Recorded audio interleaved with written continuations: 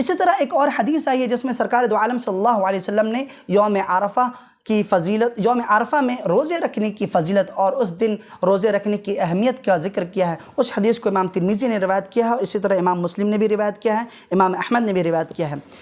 قال حدثنا قتيبة وأحمد بن عبدة الضبي قال حدثنا حماد بن زيد عن غيلان بن جرير عن عبد الله بن معبد الزماني عن أبي قتادة أن النبي صلى الله عليه وسلم قال صيام يوم عرفة إني أحتسب على الله أن يكفر السنة التي بعده والسنة التي قبله أو كما قال عليه الصلاة والسلام۔ سرکار دو عالم صلی اللہ علیہ وسلم نے اس حدیث میں یوم عرفہ کے روزے کے سلسلے میں گفتگو فرمائی ہے کہ یوم عرفہ میں جو انسان روزہ رکھتا ہے اس روزے رکھنے کی کیا اہمیت ہے اور کیا فضیلت ہے۔ فرماتے ہیں سرکار دو عالم صلی اللہ علیہ وسلم کہ یوم عرفہ کے دن روزہ رکھنا، میں یہ امید کرتا ہوں اللہ تعالیٰ سے کہ اللہ تعالیٰ اس روزہ رکھنے کے صدقے طفیل اللہ تبارک و تعالیٰ جو سال گزر چکا ہے اور جو سال آنے والا ہے ان تمام 2 سالوں میں اللہ تعالیٰ بندے کے گناہوں کو معاف فرما دیتا ہے۔ اور اس دن روزہ رکھنے سے اللہ تبارک و تعالیٰ سے امید ہے کہ اللہ تبارک و تعالیٰ آئندہ کے گناہوں کو اور پچھلے سال کے گناہوں کو معاف فرما دے گا۔ اس حدیث کی شرح کرتے ہوئے شیخ صفی الرحمن مبارک پوری اپنی کتاب تحفۃ الاحوذی میں لکھتے ہیں، فرماتے ہیں قال النووی، یعنی امام نووی کے حوالے سے لکھتے ہیں قالوا المراد بالذنوب الصغائر، اس سے مراد چھوٹے گناہ ہے، یعنی کہ یوم عرفہ سے جو گناہ اللہ معاف کرتا ہے پچھلے سال کے یا آئندہ سال کے، سے مراد چھوٹا گناہ ہے۔ وَإِن لَمْ تَكُنِ الصَّغَائِرُ يُرْجَى تَخْفِيفُ الْكَبَائِرِ، کہ فرماتے ہیں کہ اگر چھوٹے گناہ کسی کے پاس نہیں ہوئے، کوئی ایسا گناہ گار بنتا ہے کہ اس کے پاس صرف بڑے ہی بڑے گناہ ہیں، تو کہتے ہیں کہ اگر وہ اس دن روزہ رکھتا ہے تو اللہ بڑے گناہوں میں کمی کر دے گا۔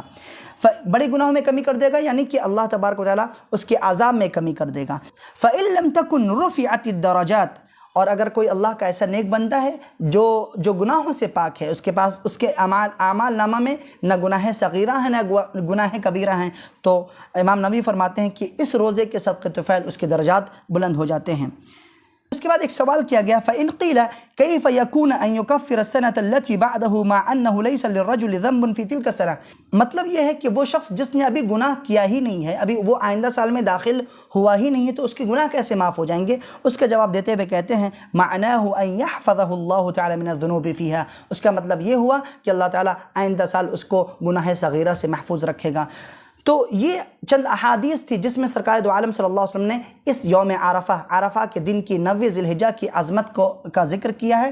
اور ایک حدیث وہ تھی جس میں اللہ کے رسول صلی اللہ علیہ وسلم نے اس دن روزہ رکھنے کی اہمیت اور فضیلت بتائی ہے۔ اللہ تبارک و تعالیٰ سے دعا ہے کہ اللہ تبارک و تعالیٰ اس دن یعنی یوم عرفہ میں اور عرفہ کے دن 9 ذی الحجہ کو ہمیں روزہ رکھنے کی توفیق عطا فرمائے اور ہمارے روزوں کو قبول فرمائے، اور یوم عرفہ میں خوب زیادہ عبادتیں کرنے کی اور خوب زیادہ اللہ کو یاد کرنے کی توفیق عطا فرمائے، اور ہمیں اپنے گناہوں پر نادم ہو کر کے ہمیں ان لوگوں میں شامل فرمائے جو اللہ سے توبہ کرنے والے ہیں، اللہ کی طرف رجوع فرمانے والے ہیں، اور ہمیں خاص